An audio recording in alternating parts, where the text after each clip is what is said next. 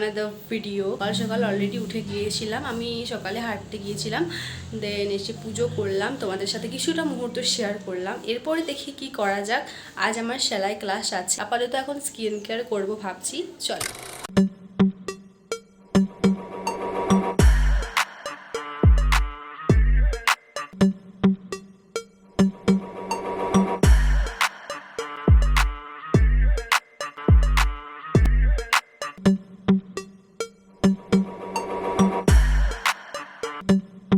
বাইরে প্রচণ্ড রোদ, তার জন্য আমি চুলটাকে বেঁধে নেব এবং বেঁধে পরে মুখে একটা স্কার্ফ বেঁধে নেব, কারণ বাইরে প্রচণ্ড রোদ, সামনেই তো পুজো চলে এলো, মুখে আর ট্যান আমি চাই না, তার জন্য এটা বেঁধে নিচ্ছি।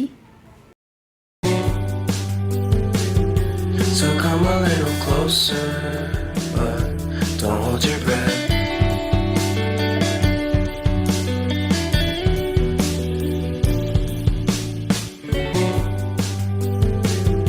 So come a little closer, but don't hold your breath.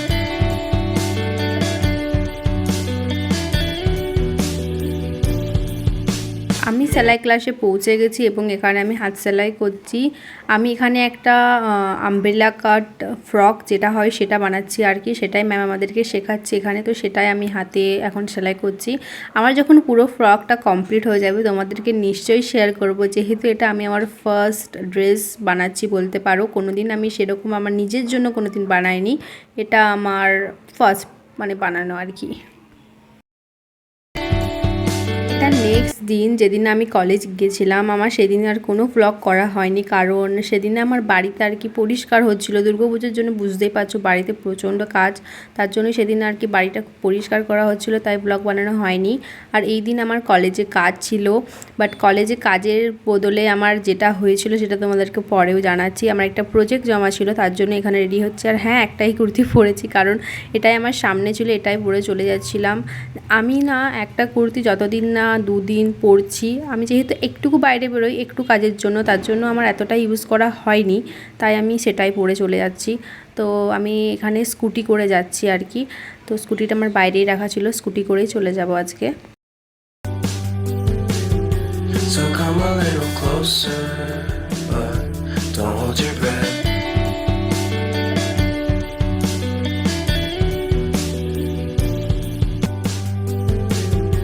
So come a little closer, but don't hold your breath.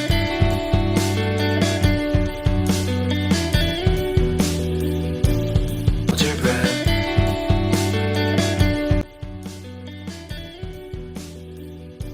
তো এখনও কলেজে কেউ আসেনি, আমি একা মনে হয় ফার্স্ট এসেছি। চলো দেখি উপরে কেউ আছে কি।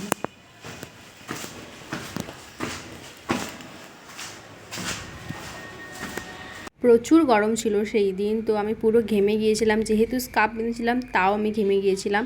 আমি কলেজে গিয়ে দেখি ওপরে দুজন আছে এবং তারা ডান্স প্র্যাকটিস করছে। এখানে আমি বলে দিচ্ছি ব্যাপারটা কি হয়েছে। আমি গিয়েছিলাম কলেজে প্রজেক্ট জমা দিতে, বাট আমাকে বলা হয় যে তোমাকে গান করতে হবে, যেহেতু এখানে আমাদের কলেজে আগমনী উৎসব হবে পুজোর জন্য, যেটা হয় আর কি আগমনী উৎসব।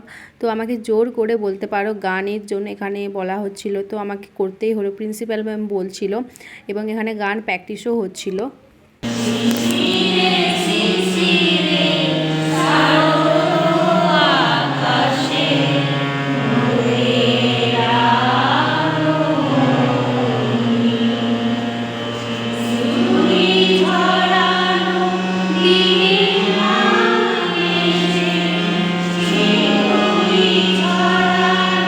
শরৎকালের জন্য চারিদিকে কাশফুলে ভর্তি ছিল, তো আমি ভিডিও না করে থাকতে পারলাম না। আমাদের কলেজের মাঠেই এখানে কাশফুল হয়েছে, চারিদিকে কাশফুল, তাই ফলে আমি একটু ভিডিও করে তোমাদের সাথে শেয়ার করি, যেহেতু পুজো তো প্রায় চলেই এলো, তো বুঝতেই পারছো দুর্গাপূজা ফুল ভাইবস চলে। দিন আমি সন্ধেবেলায় গিয়েছিলাম জামা কিনতে, শপিংয়ে।